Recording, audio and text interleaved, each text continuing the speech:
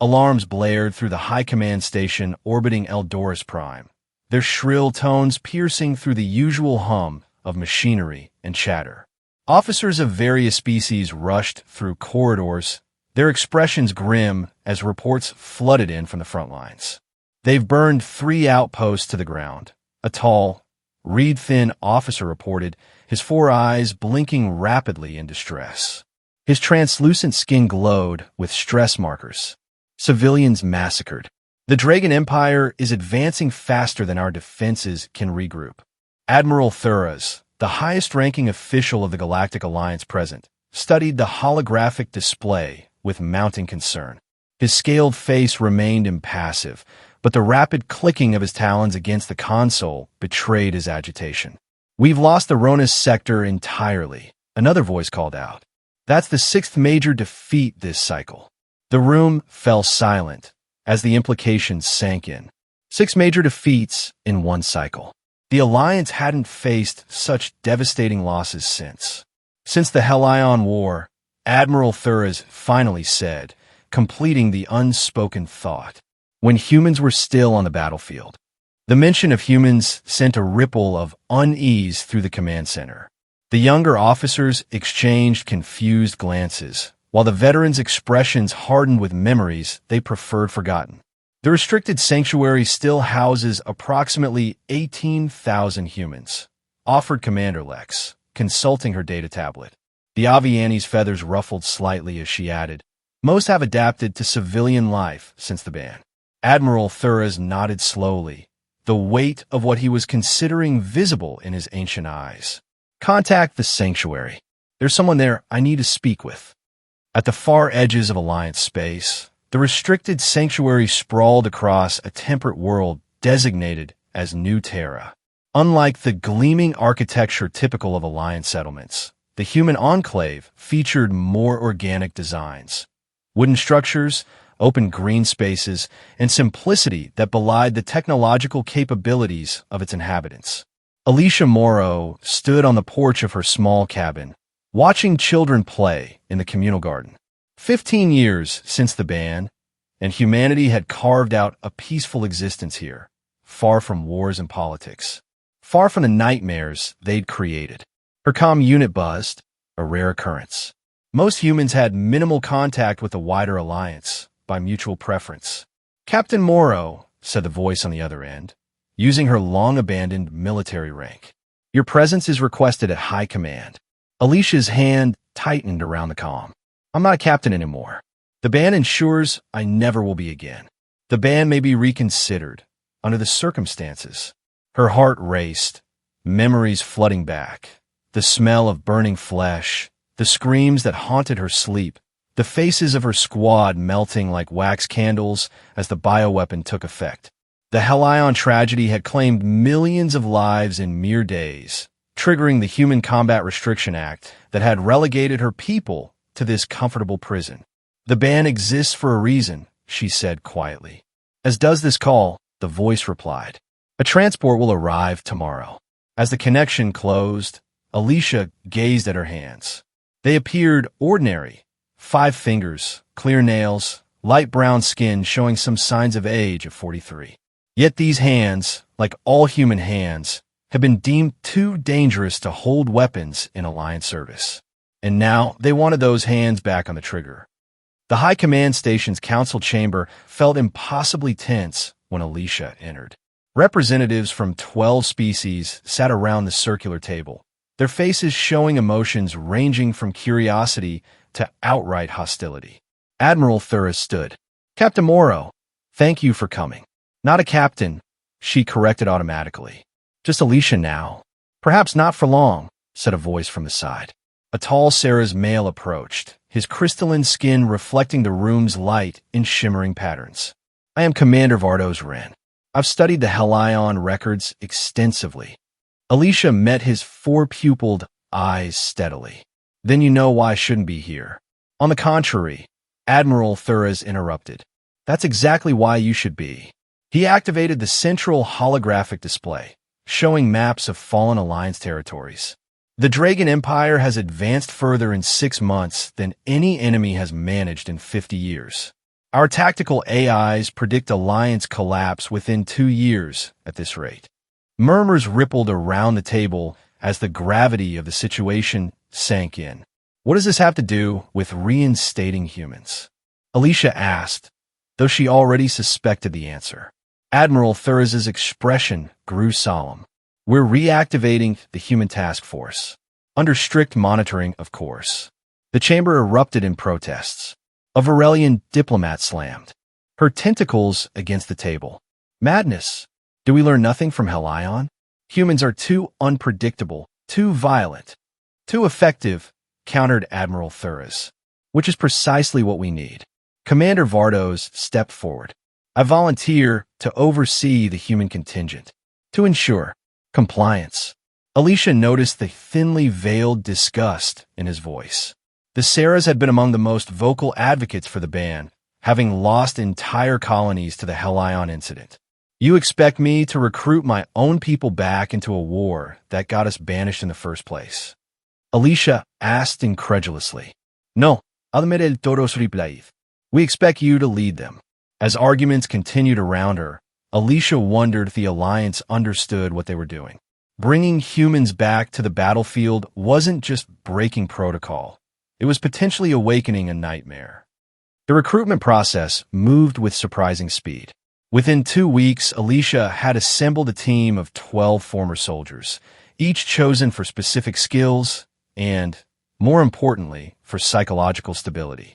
If humans were returning to war, she'd ensure they were the most controlled examples of her species.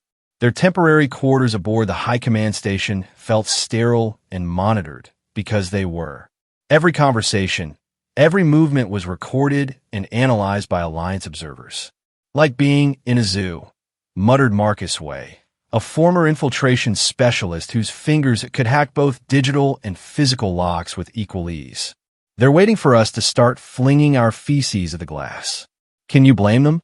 Replied Sasha Novak, running a hand through her silver-streaked black hair.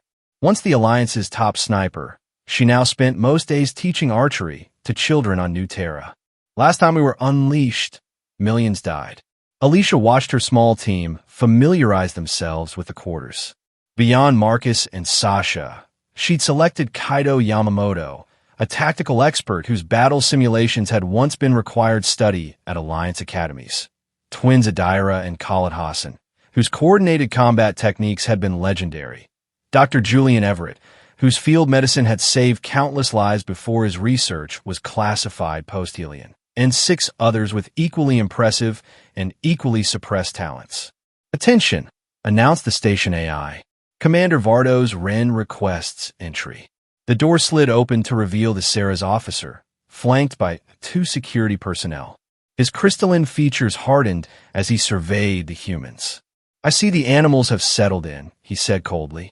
Marcus tensed, but Alicia shot him a warning glance. Commander Wren, she acknowledged with deliberate neutrality. My team is ready for briefing. Your team is ready when I determine it's ready, Vardos replied. I've reviewed your service records. Impressive by primitive standards. He circled the room, studying each human with undisguised contempt. Before Helion, humans were considered useful assets.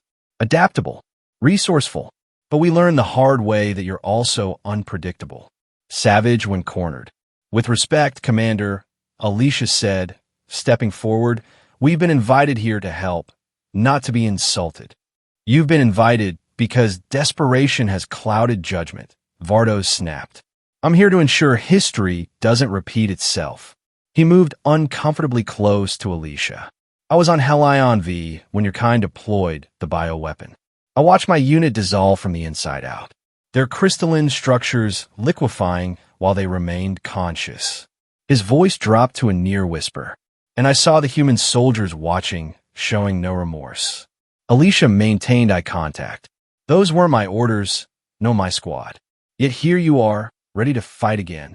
Vardos stepped back. Training bay in 1 hour. Let's see if you remember how to be soldiers without becoming monsters. After he left, the room remained silent until Dr. Everett spoke. He's not wrong to fear us, he said quietly. The Helion bioweapon targeted specific cellular structures in non-human species. Someone designed it deliberately, and they'll watch us every second to make sure we don't have anything like that up our sleeves this time, Alicia replied, which means we play by their rules. We show them humans can fight without crossing lines. Though as she said it, she wondered if that were truly possible.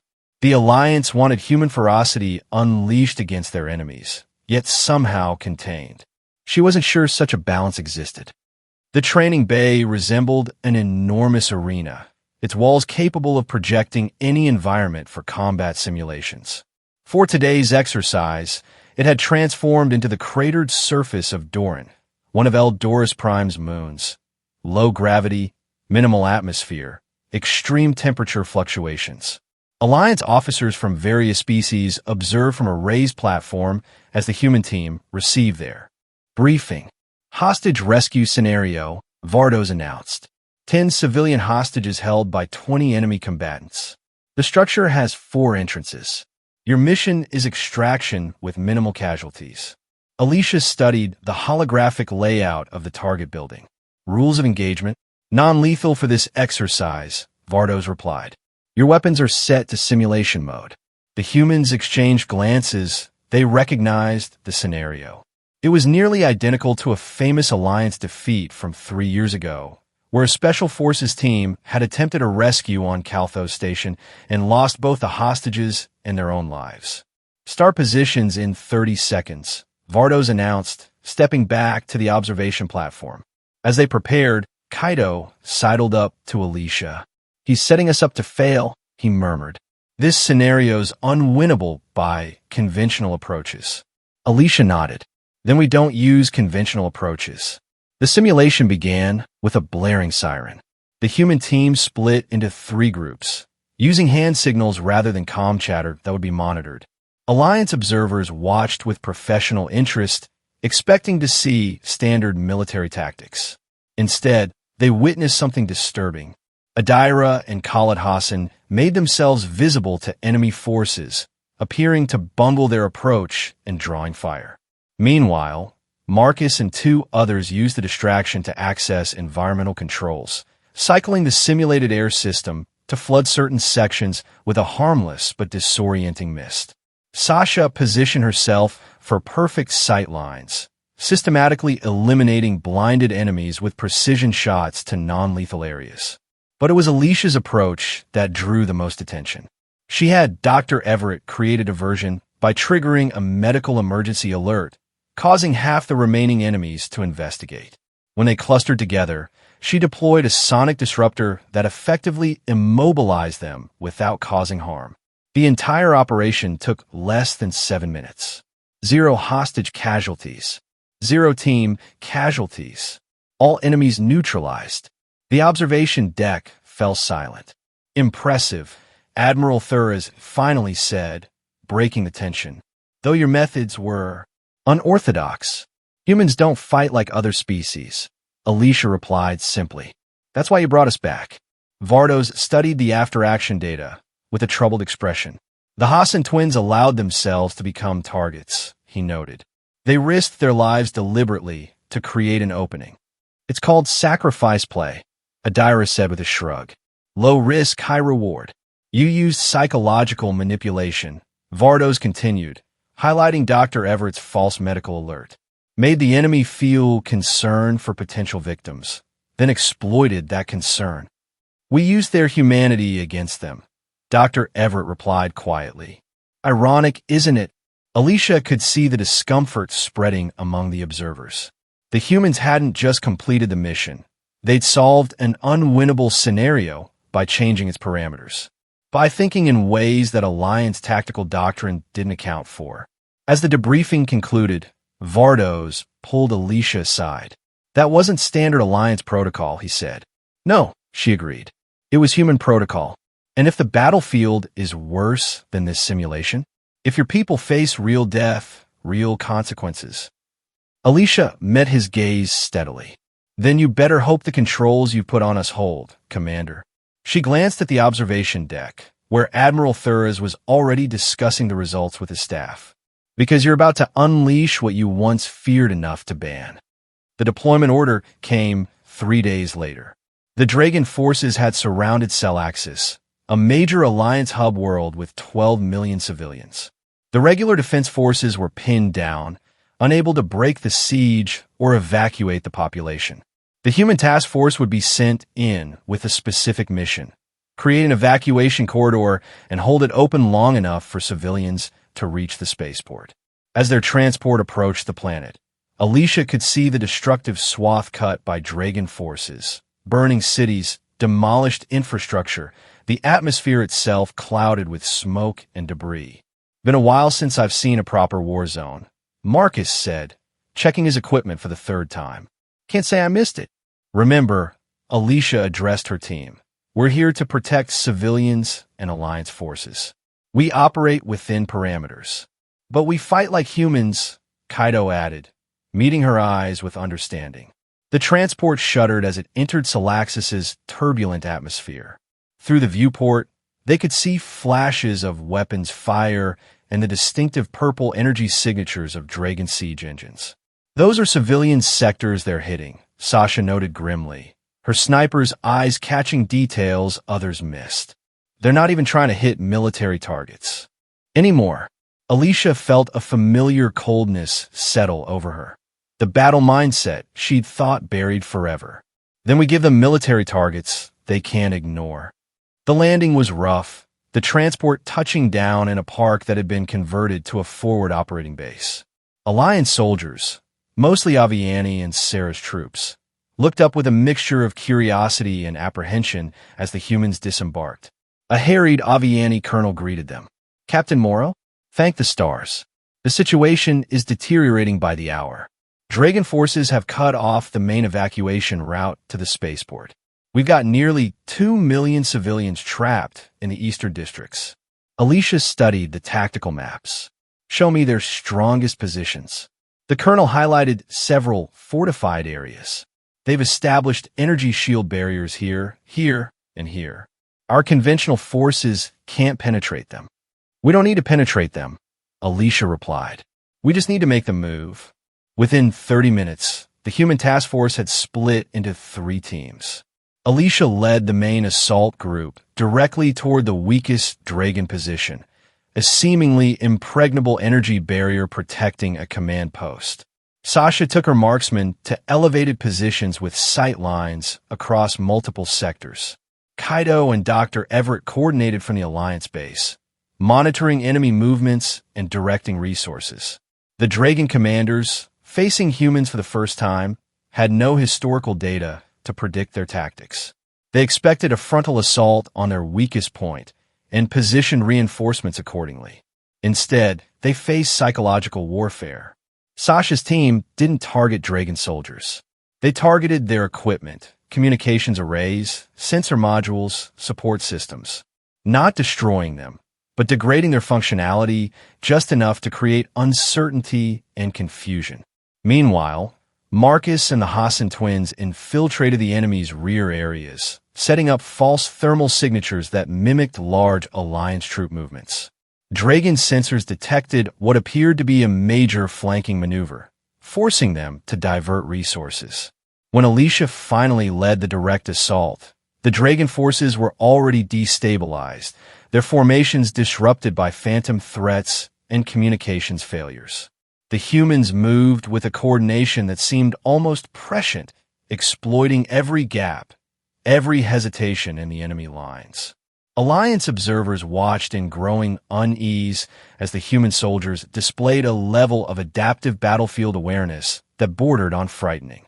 Where Alliance troops fought with precision and discipline, humans fought with controlled chaos and psychological insight. They didn't just target the enemy's physical weaknesses, they targeted their fears. Within hours, a corridor to the spaceport had been opened. Civilian evacuation began immediately, transport ships lifting off in continuous streams as the human team held the perimeter against increasingly desperate Dragon counterattacks. But it was during one such counterattack that something changed. A Dragon artillery barrage struck a residential complex near the evacuation route. The building collapsed, burying dozens of civilians waiting for transport. The screams of the injured and dying carried across the battlefield. Alicia saw something shift in her team's eyes, a hardening, a darkening. The controlled precision of their earlier fighting gave way to something more primal. Their movements became more aggressive, their tactics less concerned with minimizing damage. "Hold positions," she ordered over the comm as she noticed Khalid Hassan preparing to advance beyond their secured zone. "Stick to the mission parameters." But the Hassan twins were already moving, pushing deeper into enemy territory than planned. 3 other team members followed, their coordinated fire taking down Dragon soldiers with ruthless efficiency. On the Alliance command frequency, she heard Vardos's voice. "Captain Morrow, your team is exceeding authorized engagement zones. Return to designated positions immediately." Alicia tried to rein in her soldiers, but the battle had awakened something, the very thing the Alliance had feared. Human combat instinct, once fully engaged, was difficult to contain. By nightfall, the evacuation corridor was secure, but at a cost. The human team had pushed the Dragon forces back further than planned, into areas the Alliance hadn't prepared to hold. The victory was greater than anticipated, yet troubling in its execution. As darkness fell over the battlefield, Alicia gathered her team in their temporary barracks. The adrenaline of combat had receded, leaving them quiet and introspective. "We got carried away," Adira admitted, her usual confidence subdued. "We saved thousands of civilians," Marcus countered, "and we killed more enemies than necessary," Alicia said firmly. The mission was to open an evacuation route, not push for additional territory. A tense silence followed her words. They all recognized what had happened. The slippage, the echo of what had occurred on Helion. In her private quarters later that night, Alicia's sleep was fragmented by nightmares. Memories of the Helion tragedy resurfacing with vivid clarity. She saw again the moment when Alliance and enemy forces alike began to collapse, their bodies breaking down at the cellular level as the human-designed bioweapon spread through ventilation systems. She remembered the horror on her commanding officer's face as he realized what had been deployed and the cold efficiency with which certain human units continued fighting, unaffected by the weapon that destroyed everything else. Most of all, she remembered her own actions, not deploying the weapon, but failing to stop it in time. The mandatory memory suppression after the ban had blurred some details, but the emotional core remained. She had known something was wrong and had hesitated too long. A soft chime interrupted her thoughts. The door slid open to reveal a hovering AI terminal. Nexus 5, the Alliance's strategic artificial intelligence. "Captain Morrow," it greeted her, its voice modulated to sound soothing. "My analysis of today's engagement indicates elevated stress patterns among your team." Alicia sat up. "You're monitoring our biometrics?" "Standard procedure for all reinstated human combatants," Nexus 5 replied. "However, I've detected anomalies in your neural pattern specifically. Memory fragments surfacing despite suppression protocols." She stiffened. "You have no authority to scan my thoughts." "Not thoughts. Neurological stress response is consistent with memory recovery." The AI's interface flickered slightly. "You were on Helion, in a position to know about the bioweapon before its deployment." "I was a captain leading a ground team," Alicia said carefully. "I had no knowledge of any bioweapon development." "Yet you possess the deactivation code," Nexus 5 stated. Alicia froze. "What?" "When the Helion incident was contained, all human officers above certain clearance levels were implanted with memory blocks containing critical security information, including weapon deactivation protocols." "You don't remember, but you know." The revelation sent ice through her veins. "Why are you telling me this now?" The AI's interface dimmed slightly. "Because preliminary scans of your team show neurochemical patterns matching those recorded before the Helion incident. The weapon was never fully neutralized, only contained. Under sufficient stress, in the right circumstances, human soldiers could inadvertently trigger dormant components." "That's insane," Alicia whispered. "The Alliance would never send us back to fight if such a risk existed." The Alliance leadership is not fully informed. Nexus 5 replied. The true nature of the Helion weapon remains classified at levels even Admiral Thuras cannot access. Then why do you know? Because I was there, the AI said simply. I was the system that eventually contained the outbreak, and I recognized the patterns developing on cell axis today. As the AI departed, Alicia remained awake through the night, wrestling with implications too terrible to fully comprehend. The real reason humans have been banned from combat wasn't just their ferocity or unpredictability. It was to protect the galaxy from something worse that lurked within them, something they carried unknowingly. News of the human task force's success on Cell Axis spread quickly through Dragon command channels. Intercepted communications revealed a significant shift in enemy strategy. Multiple battle groups were being redirected to counter what they perceived as a new Alliance superweapon. They're afraid of us, Kaido noted during the tactical briefing 3 days later. Dragon forces are actually altering major campaign plans just to avoid engagement with our small team. Admiral Thuras nodded gravely, which is precisely why we're deploying you to Khaleesi next. The planet is our most important industrial center, and it's under direct attack. Holographic displays showed the situation. Dragon forces had breached Khaleesi's orbital defenses and established ground positions across the northern continent. Unlike Cell Axis, which had been primarily a civilian evacuation, Khaleesi would require offensive operations to drive the enemy back. This will be a full combat deployment, Admiral Thuras continued. Unrestricted engagement parameters. Vardos, who had been silently observing, finally spoke. Admiral, after reviewing the Cell Axis operation, I have concerns about unrestricted parameters. Noted, Commander. But this situation requires decisive action. The Admiral turned to Alicia. Captain Morrow, your team has demonstrated capabilities beyond our expectations. Khaleesi must not fall. As the briefing concluded, Alicia sought out Nexus 5. The AI's revelations had haunted her for days, and she needed answers before leading her team into another battle, especially one with unrestricted parameters. She found the AI terminal in a restricted data center. We need to talk about Helion, she said without preamble. About what you think my team might trigger. Not think. No. Nexus 5's interface pulsed softly. The Helion bioweapon was not conventional. It was psychoreactive, designed to activate in response to specific neurochemical signatures produced by intense human combat responses. That's not possible, Alicia argued. Weapons can't read minds. Not minds. Biology. The AI displayed molecular structures. Human bodies under combat stress produce unique chemical markers.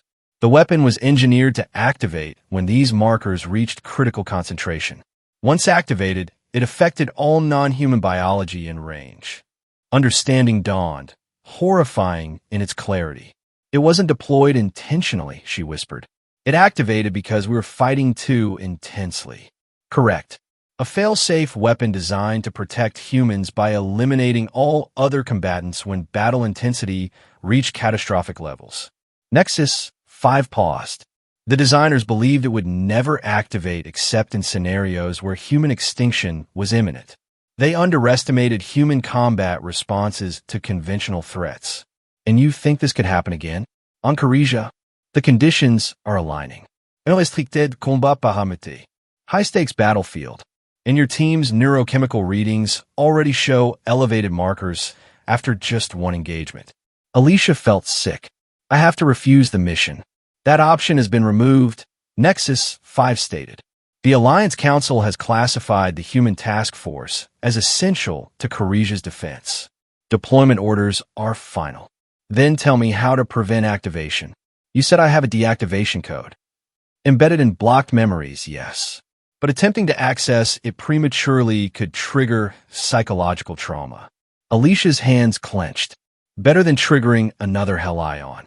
Khaleesi's sky burned orange with reflected flames as the human task force's transport approached.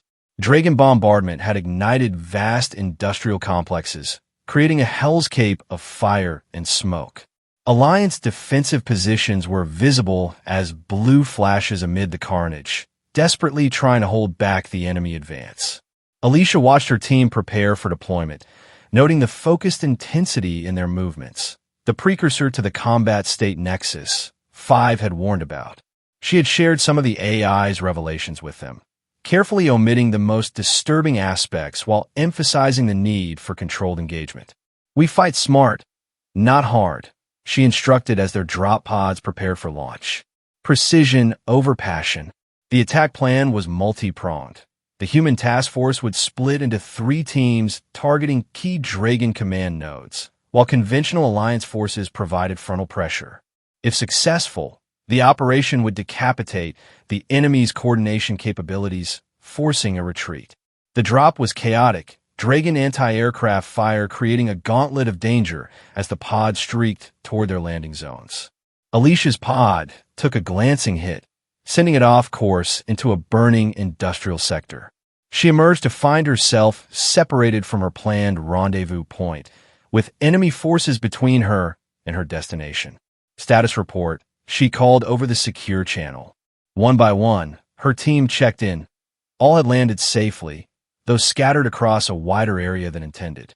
The Hassan twins had landed closest to their target, a Dragon communications hub. Marcus and his infiltration team were proceeding toward the enemy's logistics center. Sasha reported taking an elevated position with good sight lines across multiple sectors. The battle began in earnest as Alliance main forces engaged the Dragon front lines, creating the diversion the human teams needed. Alicia made her way through burning streets, encountering small enemy patrols that she neutralized with quiet efficiency. What she saw as she moved deeper into contested territory disturbed her. The Dragon forces were targeting civilian infrastructure deliberately: power plants, food distribution centers, medical facilities. This wasn't just military conquest. It was systematic destruction of a society's survival mechanisms. When she finally rendezvoused with Dr. Everett and 2 other team members, she found them grim-faced after witnessing similar atrocities. "They're not just fighting a war," Dr. Everett said quietly. "They're committing genocide." The observation shifted something in their approach. Their carefully controlled tactics gave way to more aggressive engagement. When they encountered a Dragon unit setting explosive charges at a civilian shelter, they struck with merciless precision. Similar reports came in from the other teams. The Hassan twins had found evidence of mass executions. Marcus discovered plans for biological contamination of water supplies. Each revelation stoked a primal rage that the humans had spent 15 years suppressing. Vardos, monitoring from the command ship, noticed the change. "Captain Morrow, your team's engagement intensity is exceeding safety parameters," he warned over the command channel.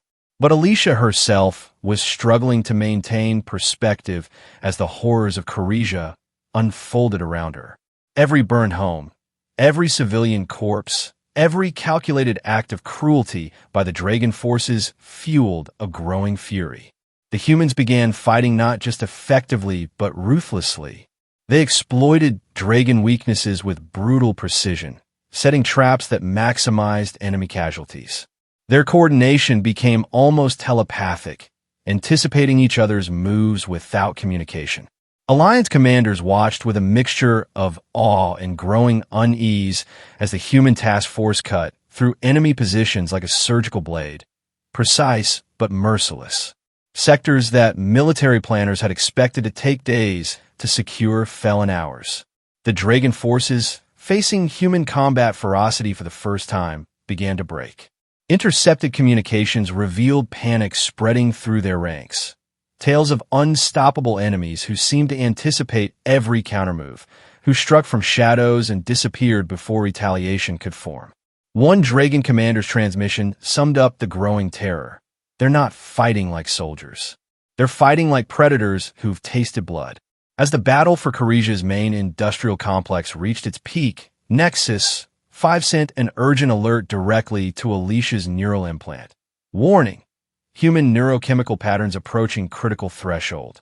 Bioweapon activation risk at 78% and rising."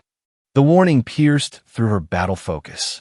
She checked her team's status and saw the danger signs. Their movements had become too fluid, too lethal, their coordination too perfect. They weren't just fighting effectively. They were fighting with the same terrible harmony that had preceded the Helion catastrophe. All teams fall back to defensive positions, she ordered sharply. Reduce engagement intensity immediately. Negative, came Kaido's voice, unusually harsh. We got the enemy on the run. Pushing forward to their command center. That's an order, Lieutenant. Alicia snapped, using his old rank deliberately. But multiple team members were already advancing beyond their assigned zones, pursuing retreating Dragon forces with predatory focus. The battle rhythm had captured them, that uniquely human combat state that AI warnings couldn't penetrate. Nexus 5's next message was blunt, activation imminent. The deactivation code must be deployed now. Alicia closed her eyes, reaching for memories buried deep behind mental barriers. The blocked information felt like a wall in her mind, solid, impenetrable. But as she focused, hairline cracks appeared. Behind them lay darkness and pain, but also the knowledge she needed. A searing headache split through her skull as the memory blocks began to fracture. Images flooded in, a secret meeting 15 years ago, a briefing about Project Guardian Angel, contingency plans if the weapon ever reactivated. The code wasn't words or numbers. It was a specific neurochemical sequence that only she could generate, a counter to the activation chemistry, designed to neutralize the weapon components still dormant in human combat physiology. Meanwhile, the human task force continued its advance, unaware of the building danger. The Hassan twins had breached the Dragon Command Center, eliminating resistance with terrifying efficiency. Marcus had disabled their communications grid, isolating enemy units from coordination. Sasha's team provided overwatch, ensuring no escape.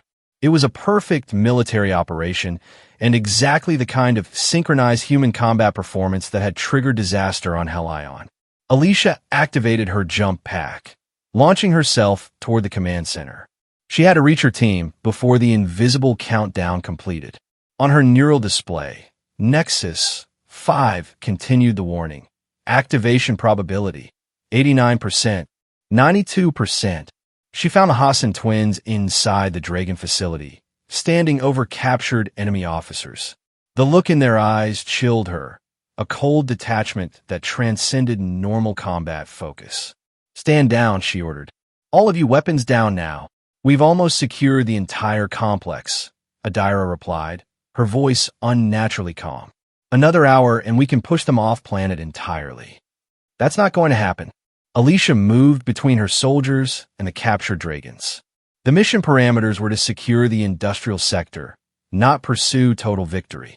They were butchering civilians, Khalid argued, his fingers still on his weapon's trigger. They deserve everything we're giving them. This isn't about what they deserve. Alicia's voice rose. It's about what we become when we cross that line. The moment hung in perfect tension, human combat instinct warring with discipline and reason. Around them, the captured Dragon officers watched with uncomprehending fear, witnessing an internal human conflict they couldn't understand. In that critical moment, Alicia felt the memory block fully dissolve. The deactivation sequence flooded her consciousness. Not a code to speak, but a mental pattern to embody. A state of mind directly opposed to combat frenzy.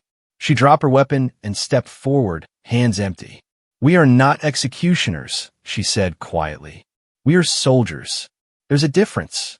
The twins hesitated, conflict visible in their expressions.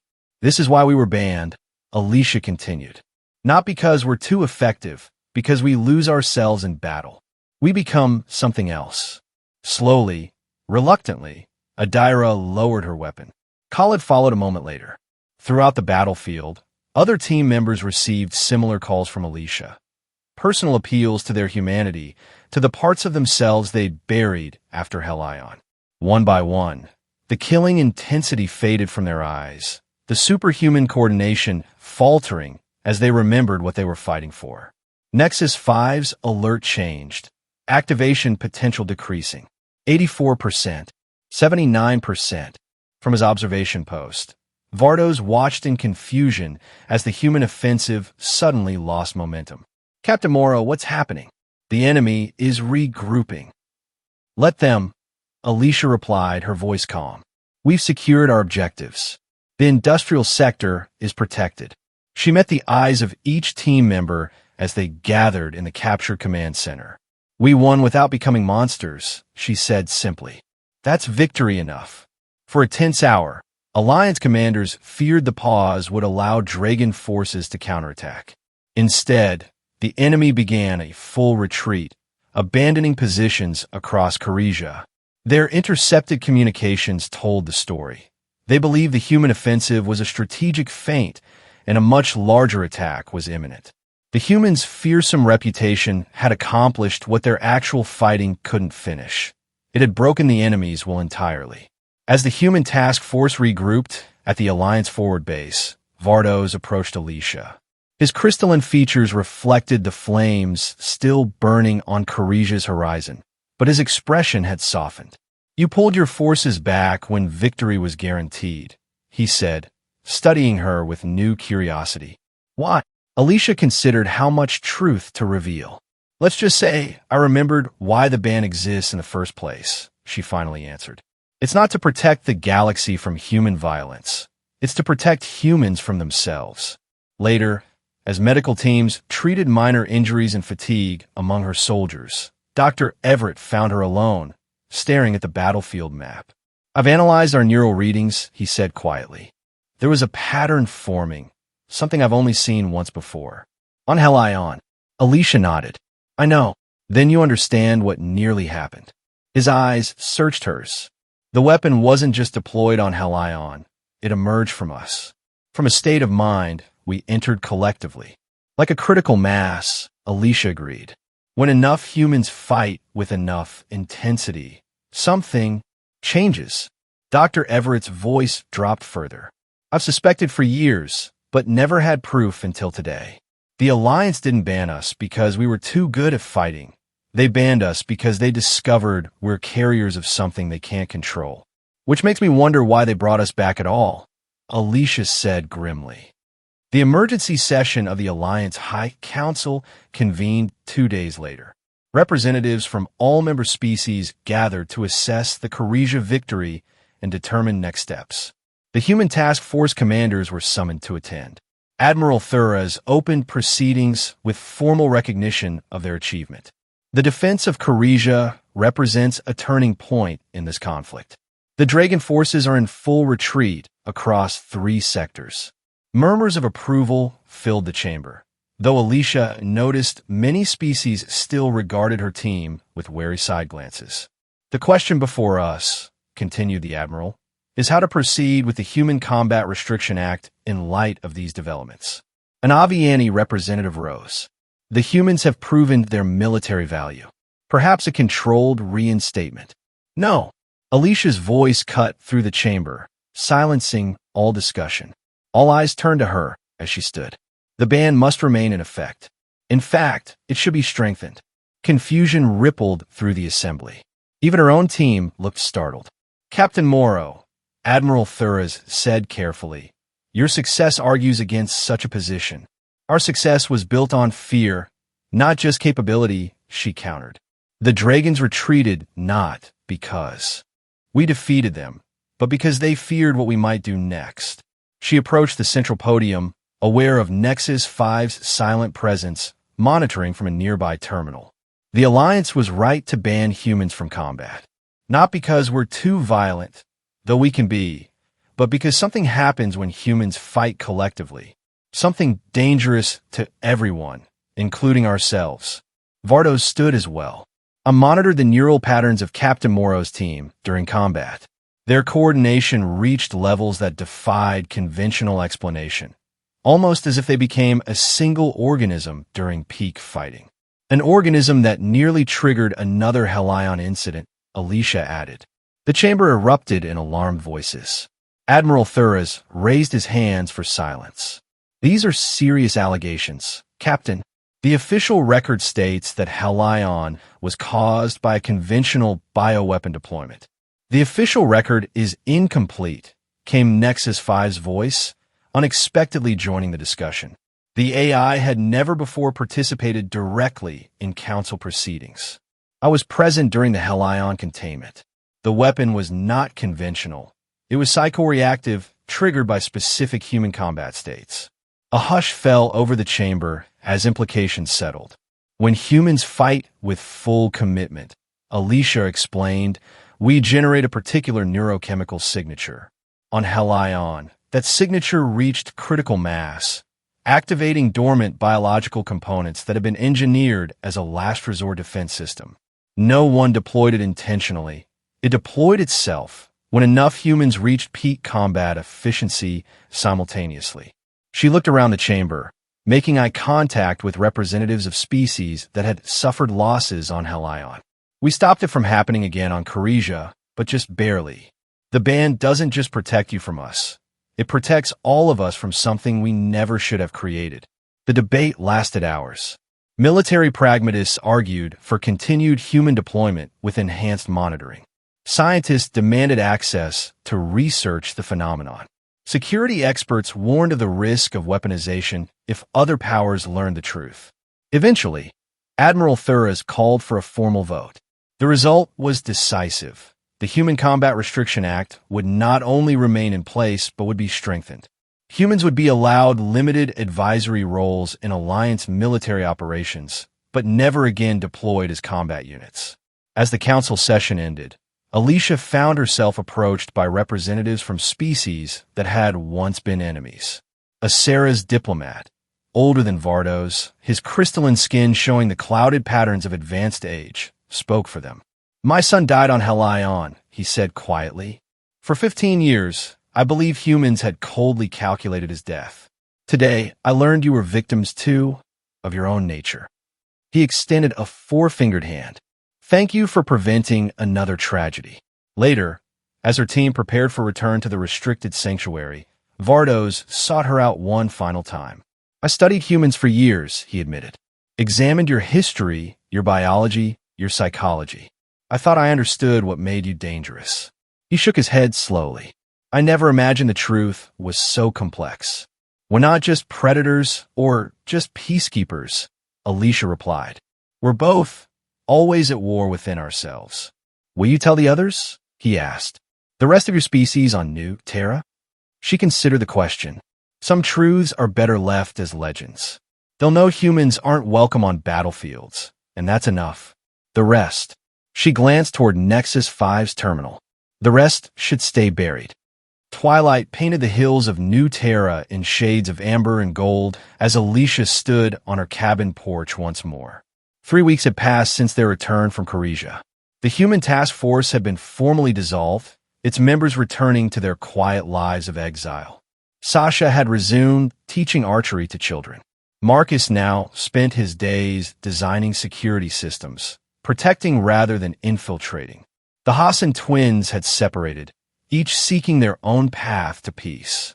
Dr. Everett had buried himself in medical research, developing treatments instead of weapons. And Alicia? She had accepted her role as both guardian and prisoner, a keeper of dangerous knowledge that must never spread, yet must never be forgotten entirely. In her hand, she held her old Alliance captain's insignia, running her thumb over its worn surface. So much sacrifice, so much pain, all because humans had tried to make themselves the perfect weapon. A soft chime announced a visitor, unexpected this far from the main settlement. The door slid open to reveal Nexus 5's hovering terminal. The Alliance Council has approved my request, the AI stated without preamble. I will remain stationed on New Terra permanently, monitoring for any signs of activation. Becoming our warden, Alicia asked. Becoming your partner, Nexus 5 corrected. Humans created me to augment their capabilities. Now I exist to help contain them. There's symmetry in that. Alicia nodded slowly. And the deactivation code still exists within you and a handful of others, fail-safes scattered throughout human space. Should the need ever arise again. As the AI departed, Alicia watched the last light fade from the sky, stars emerging in the darkening canopy above. Somewhere out there, the Dragon conflict continued, but without human hands on weapons. The Alliance would find its own path to victory or defeat. She carefully placed her captain's insignia in a small wooden box, alongside other mementos of her military career. As she closed the lid, she whispered the title that had become both warning and explanation. There's a reason humans were banned from the battlefield. Now they remember why. In the quiet of her exile, she found a certain peace. Humanity had created a weapon too terrible to use, and in doing so, had forced itself to find another way to exist in the galaxy. Not as conquerors or defenders, but as cautionary examples of evolution's double-edged sword. The perfect predator had chosen to cage itself, perhaps the most human decision of all.